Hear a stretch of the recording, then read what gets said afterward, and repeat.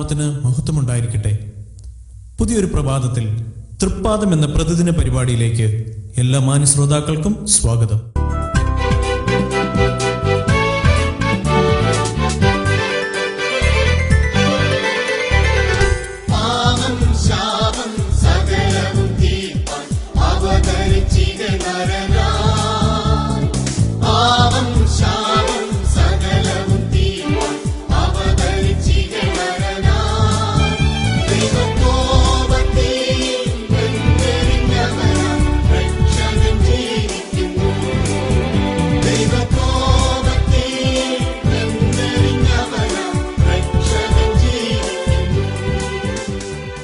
സങ്കീർത്തനം 91 ഭാഗം 24. വേദപഠനം നയിക്കുന്നത് ഇവാഞ്ചലിസ്റ്റ് റെജി ആർ ചെമ്പൂർ.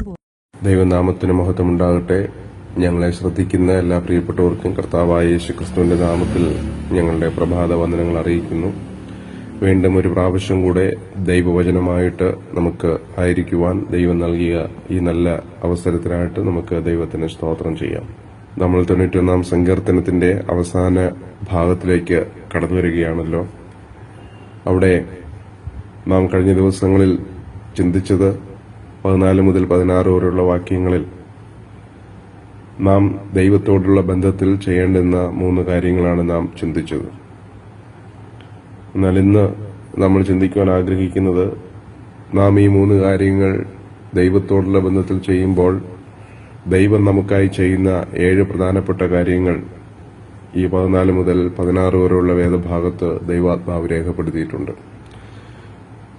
അതിലൊന്ന്, അതിന്റെ 14-ാമത്തെ വാക്യത്തിൽ നാം ഇങ്ങനെ വായിക്കുന്നു, അവൻ എന്നോട് പറ്റിയിരിക്കിയാൽ ഞാൻ അവനെ വിടുവിക്കും. ദൈവം നമ്മളോടുള്ള ബന്ധത്തിൽ ചെയ്യുന്ന 1-ാമത്തെ കാര്യം, നാം ദൈവത്തോട് പറ്റിയിരുന്നാൽ ദൈവം നമ്മെ വിടുവിക്കും എന്നുള്ളതാണ്. വിശുദ്ധ വേദപുസ്തകം വെളിപ്പെടുത്തുന്ന ദൈവം വിടുതലിന്റെ ദൈവമാണ്. പ്രശ്നങ്ങളിൽ നിന്നും, പാപങ്ങളിൽ നിന്നും, ശാപത്തിൽ നിന്നും, മരണത്തിൽ നിന്നും, അപകടത്തിൽ നിന്നൊക്കെ തന്റെ ജനത്തെ ദൈവം വിടുവിക്കുന്നു എന്നുള്ളത് നമുക്ക് കാണുവാനായിട്ട് കഴിയും. ദൈവഭക്തന്മാർ, ദൈവത്തിൽ ആശ്രയിച്ച വിശുദ്ധന്മാർ, അവർ ഈ ലോകത്തിൽ പ്രതിസന്ധികളും പ്രതികൂലങ്ങളും അനുഭവിച്ചപ്പോൾ, അതിന്റെ നടുവിൽ അവർ ദൈവത്തോട് കൂടുതൽ പറ്റിച്ചേർന്നിരുന്നപ്പോൾ ദൈവം ആ സാഹചര്യങ്ങളിൽ നിന്ന് ദൈവം അവരെ വിടുവിച്ചു എന്നുള്ളത് നമുക്ക് ഓർത്ത് ദൈവത്തിന് സ്തോത്രം ചെയ്യുവാനിടയായിത്തീരും. അതേ പ്രിയപ്പെട്ടവരെ, ദൈവം നമ്മെ വിടുവിക്കുന്നവനാണ്. രണ്ടാമതായിട്ട് അതിന്റെ 14-ാമത്തെ വാക്യത്തിന്റെ 2-ാമത്തെ ഭാഗം, അവന്റെ നാമത്തെ അറിയുകയാൽ ഞാൻ അവനെ ഉയർത്തും എന്നാണ്. ദൈവത്തിന്റെ നാമത്തെ അറിയുന്നവരെ ദൈവം ഉയർത്തും. ദൈവത്തിന്റെ വാഗ്ദത്തം ഇങ്ങനെയാണല്ലോ, എന്നെ മാനിക്കുന്നവരെ ഞാനും മാനിക്കും. ദൈവത്തിന്റെ നാമത്തെ അനുഭവിച്ചറിയുമ്പോൾ തീർച്ചയായിട്ടും ദൈവം ലോകത്തിനു മുൻപാകെ നമ്മെ മറ്റുള്ളവർ കാണുകെ ഉയർത്തും എന്നുള്ളത് നാം ഓർക്കേണ്ടത് ആവശ്യമാണ്. കുടുംബത്തിൽ സകലരാലും അവഗണിക്കപ്പെട്ട് കിടന്ന ദാവീദിനെ കുറിച്ച് നാം വായിക്കുന്നുണ്ട്. മരുഭൂമിയിൽ ആടുകളെ മേയ്ക്കുവാനായിട്ട് ആയിരുന്ന ദാവീദിനെ തന്റെ സഹോദരന്മാരുടെയും അപ്പന്റെയും മുൻപാകെ വെച്ച് തന്നെ ദൈവം അവനെ ഉയർത്തി. രാജകീയ അഭിഷേക തൈലം കൊണ്ട് തന്നെ അഭിഷേകം ചെയ്ത് തന്റെ പിതാവും സഹോദരന്മാരും ഉൾപ്പെടെയുള്ള ജനത്തിന്റെ അധിപതിയാക്കി ജനത്തെ ഭരിക്കുവാനുള്ള രാജകീയ അധികാരം നൽകി ദൈവം ദാവീദിനെ ഉയർത്തുന്നതായിട്ട് നമുക്ക് കാണുവാനായിട്ട് കഴിയും. ദാവീദ് ദൈവത്തിന്റെ നാമത്തെ അറിയുന്ന ഒരു ഭക്തനായിരുന്നു. തന്റെ ജ്യേഷ്ഠന്മാർക്കൊന്നുമില്ലാത്ത ആ ഒരു സ്വഭാവം തന്നിൽ ബാല്യം മുതലേ ഉണ്ടായിരുന്നു. ആ നിലയിൽ ദൈവം അത് മാനിച്ചു എന്നുള്ളത് നാം ഓർക്കേണ്ടത് ആവശ്യമാണ്. 3-ാമതായിട്ട് 15-ാമത്തെ വാക്യത്തിൽ നാം ഇങ്ങനെ വായിക്കുന്നു, അവൻ എന്നെ വിളിച്ചപേക്ഷിക്കും, ഞാൻ അവന് ഉത്തരമരുളും. നമ്മുടെ പ്രാർത്ഥനകൾക്ക് മറുപടി നൽകുന്ന ഒരു ദൈവം, നാം വിളിച്ചപേക്ഷിച്ചാൽ നമുക്ക് മറുപടി നൽകുന്ന ദൈവം. നമ്മുടെ പ്രാർത്ഥനകൾക്ക് ദൈവം മറുപടി നൽകും. ഒരുപക്ഷെ മറുപടി വ്യത്യസ്തമായിരിക്കാം, എങ്കിലും ദൈവം ആരുടെയും പ്രാർത്ഥനയ്ക്ക് മറുപടി നൽകാതിരിക്കുന്നില്ല. ഒരുപക്ഷെ നമ്മുടെ സമയത്ത് നാം ആഗ്രഹിക്കുന്ന, നാം പ്രാർത്ഥിക്കുന്ന വിഷയങ്ങളെല്ലാം ലഭിച്ചു എന്ന് വരികയില്ല. എന്നാൽ ദൈവത്തിന്റെ സമയമാകുമ്പോൾ, ദൈവത്തിന്റെ പദ്ധതിയിൽ പെട്ട സമയം വരുമ്പോൾ തീർച്ചയായിട്ടും ദൈവം അത് നമുക്ക് നിവർത്തിച്ചു തരും എന്നുള്ളത് നാം ഓർക്കേണ്ടത് ആവശ്യമാണ്.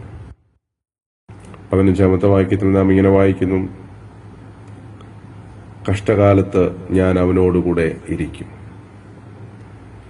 4-ാമത്തെ അനുഗ്രഹമാണ്, കഷ്ടകാലത്ത് ഞാൻ അവനോടുകൂടെ ഇരിക്കും. 23-ാം സങ്കീർത്തനത്തിൽ ദാവീദ് പറയുന്നു, നീ എന്നോടുകൂടെ ഇരിക്കുന്നുവല്ലോ. മോശയോട് ദൈവം പറഞ്ഞത് ഇങ്ങനെയാണ്, എന്റെ സാന്നിധ്യം നിന്നോടുകൂടെ പോരും. നല്ല ശമര്യക്കാരന്റെ ഉപമയിൽ നമ്മുടെ കർത്താവ് പറയുമ്പോൾ, നല്ല ശമര്യക്കാരൻ എണ്ണയും വീഞ്ഞും പകർന്ന് ആ മുറിവേറ്റ് കിടന്ന മനുഷ്യനെ വഴിയമ്പലത്തിലേക്ക് കൊണ്ടുപോയി രക്ഷ ചെയ്തു. വഴിയമ്പലക്കാരന് വെള്ളിക്കാശ് എടുത്തു കൊടുക്കുന്നു. ഇങ്ങനെ പല കാര്യങ്ങൾ ചെയ്യുന്നു. എന്നാൽ അവിടെ ഏറ്റവും ശ്രദ്ധിക്കപ്പെടേണ്ടുന്നത്, ഈ മുറിവേറ്റ് അർത്ഥപ്രാണനായി കിടന്ന മനുഷ്യനു വേണ്ടി ആ നല്ല ശമര്യക്കാരൻ ഒരു ദിവസം ആ വഴിയമ്പലത്തിൽ തങ്ങുന്നു. ആ വഴിയമ്പലത്തിൽ ആ മുറിവേറ്റ് കിടന്ന മനുഷ്യനോടൊപ്പം ഒരു രാത്രിയിൽ അവിടെ ആ നല്ല ശമര്യക്കാരനായിരിക്കുന്നത് നമുക്ക് ഓർക്കുവാനായിട്ട് സാധിക്കും. പ്രിയപ്പെട്ടവരെ, നമ്മുടെ ആത്മാവിന് എത്രയോ കുളിർമ നൽകുന്ന ഒരു വസ്തുതയാണത്, ദൈവം നമ്മളോട് കൂടെ എന്നുള്ളത്, ദൈവിക സാന്നിധ്യം നമ്മളോട് കൂടെ എന്നുള്ളത്. തിരുവഴുത്തിലെ മഹത്തായ ഒരു വാഗ്ദത്തമാണ്, ഭയപ്പെടേണ്ട, ഞാൻ നിന്നോട് കൂടെയുണ്ട്. ലോകത്തിൽ ആരെല്ലാം കൈവിട്ടാലും നമ്മെ കൈവിടാതെ നമ്മോട് കൂടെയിരുന്ന് നമ്മെ ജയോത്സവമായി വിജയകരമായി ജീവിക്കുവാൻ നമ്മെ ഒരുക്കുന്ന നമ്മുടെ കർത്താവ്.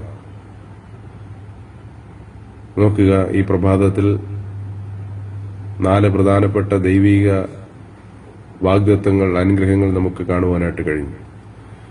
നാം ദൈവത്തോട് പറ്റിയിരിക്കുമെങ്കിൽ, നാം ദൈവത്തിന്റെ നാമത്തെ അറിയുമെങ്കിൽ, നാം ദൈവത്തിന്റെ നാമത്തെ വിളിച്ചപേക്ഷിക്കുമെങ്കിൽ, അവിടെ നമ്മെ വിടുവിക്കുന്ന ദൈവമാണ്, അവിടെ നമ്മെ ഉയർത്തുന്ന ദൈവമാണ്, അവിടെ നമ്മുടെ പ്രാർത്ഥനകൾക്ക് ഉത്തരം നൽകുന്ന ദൈവമാണ്. കഷ്ടകാലത്ത് നമ്മളോട് കൂടെയിരിക്കുന്ന ഒരു ദൈവമാണ് അവിടുന്ന്. സന്തോഷകാലത്ത് നമ്മളോട് കൂടെ ഇരിക്കുവാൻ പലരെയും കണ്ടേക്കാം. നമ്മുടെ കുടുംബത്തിലുള്ളവർ, നമ്മുടെ സുഹൃത്തുക്കളൊക്കെ നാം സന്തോഷനിർഭരമായ ജീവിതമാണ് ചെയ്യുന്നതെങ്കിൽ ഒരുപക്ഷെ നമ്മളോടൊപ്പം വന്ന് സമയം ചെലവഴിക്കുവാനും നമ്മുടെ നന്മയ്ക്ക് പങ്കാളികളാകുവാനും അവർക്ക് സാധിച്ചു എന്ന് വരാം. എന്നാൽ കഷ്ടകാലത്ത് കൂടെയിരിക്കുന്നത് ദൈവം മാത്രമാണ്. രോഗശൈലിയിൽ കൂടെയിരിക്കുന്ന, പ്രയാസങ്ങളുടെ നടുവിൽ മറ്റാരേക്കാളും നമ്മെ മനസ്സിലാക്കുന്ന, നമ്മുടെ ആവശ്യങ്ങളും സങ്കടങ്ങളും അറിഞ്ഞ് നമ്മെ സഹായിക്കുവാൻ കഴിവുള്ള ഒരാത്മസഖിയായി, ഉറ്റസഖിയായി നമ്മുടെ കർത്താവ് കൂടെയുണ്ട്. അതാണ് നാം വായിക്കുന്നത്, കഷ്ടകാലത്ത് ഞാൻ അവനോട് കൂടെയിരിക്കും. ഞാൻ പറയട്ടെ പ്രിയപ്പെട്ടവരെ, നമ്മുടെ കഷ്ടതയുടെ നടുവിൽ നമ്മുടെ കർത്താവ് നമ്മളോട് കൂടെയുണ്ട് എങ്കിൽ ആ കഷ്ടകാലം എന്ന് പറയുന്നത് അത് കഷ്ടകാലമായിരിക്കുകയില്ല. കർത്താവിന്റെ സാന്നിധ്യത്താൽ അതെപ്പോഴും സന്തോഷനിർഭരമായിരിക്കും. കാരണം ദൈവത്തിന്റെ സാന്നിധ്യമുള്ളിടത്ത് സന്തോഷത്തിന്റെ പരിപൂർണതയുണ്ട്, പ്രമോദങ്ങളുണ്ട് എന്ന് നാം വായിക്കുന്നു. ആകയാൽ നമ്മുടെ കഷ്ടകാലത്ത് നമ്മളോട് കൂടെയിരിക്കുന്ന, നമ്മുടെ പ്രാർത്ഥനകൾക്ക് ഉത്തരമരുളുന്ന, നമ്മെ സമൂഹത്തിന് മുമ്പാകെ ഉയർത്തുന്ന, അതുമാത്രമല്ല നമ്മെ വിടുവിക്കുന്ന ഈ കർത്താവിനെ നമുക്ക് മഹത്വപ്പെടുത്താം. അതിനായിട്ട് ദൈവത്തിന്റെ പരിശുദ്ധാത്മാവ് നമ്മെ സഹായിക്കുമാറാകട്ടെ. അവിടുത്തെ നാമം ആ നിലയിൽ മഹത്വപ്പെടുമാറാകട്ടെ. നമുക്ക് പ്രാർത്ഥിക്കാം. സ്നേഹവാനായ ദൈവമേ, വാഴ്ത്തപ്പെട്ട സ്വർഗീയ പിതാവേ, ഈ നല്ല പ്രഭാതവേളയ്ക്കായിട്ട് സ്തോത്രം. ഞങ്ങൾക്ക് അവിടുത്തെ മഹത്തായ വാഗ്ദത്തങ്ങൾ ഓർക്കുവാൻ ദൈവമിടയാക്കി, അതിനായിട്ട് സ്തോത്രം. ഞങ്ങളുടെ ജീവിതത്തിൽ ഞങ്ങളെ വിടുവിക്കുന്നവനും ഉയർത്തുന്നവനും ഉത്തരമരുളുന്നവനും കൂടെയിരിക്കുന്നവനുമായ ദൈവം അവിടെ നിന്നായിരിക്കാൻ സ്തോത്രം.